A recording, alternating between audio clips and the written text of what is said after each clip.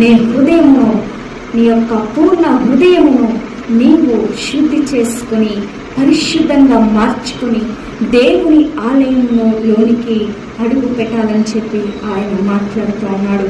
మరి నీవు నేను మనందరము కీర్తనల గ్రంథంలో నుంచి 96వ వచనంలో 9వ వచనంలో ఆయన మాట్లాడుతూ ఉన్నాడు.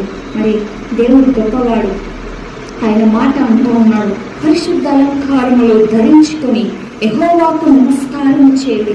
ఆయనను ప్రతి నిత్యము, ప్రతి ఉదయము, ప్రతి సమయంలో, ఏ సమయముందైనా అసమయముందైనా సరే, ప్రతి నిత్యము, ప్రతి సమయంలో, ప్రతి క్షణము ఆయనను మనము స్తుతించాలి.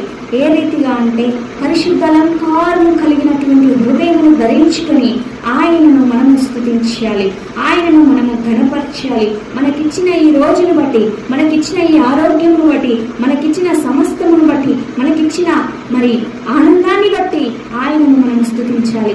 ఆనందంగా లేకపోయినా ఆయనను మనము స్తుతించాలి.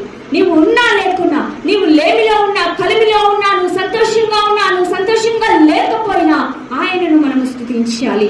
ఎలాగునా అంటే బాధలో కూడా మనం పరిశుద్ధమైన హృదయాన్ని అలంకరించుకొని ఆయనను స్తుతించాలి. నీ బాధ ఉన్నా లేకున్నా, నీకు దేవుడు రోగాన్ని తీసివేసినా తీసివేయకపోయినా ఆయనను మనము స్తుతించాలి. అదే పరిశుద్ధ అలంకారం.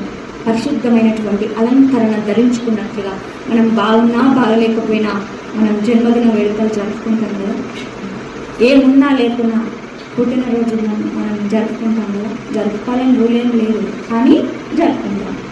అలాగునని దేవుడు నిన్ను ముట్టినా ముట్టకపోయినా, స్వస్థపరచకపోయినా నీవు మందిరానికి రావాలి. ఎలాగునా? పూర్ణంగా పరిశుద్ధ అలంకారము నీ హృదయానికి ధరించుకొని దేవుని మందిరానికి మనం రావాలి. ఉదాహరణ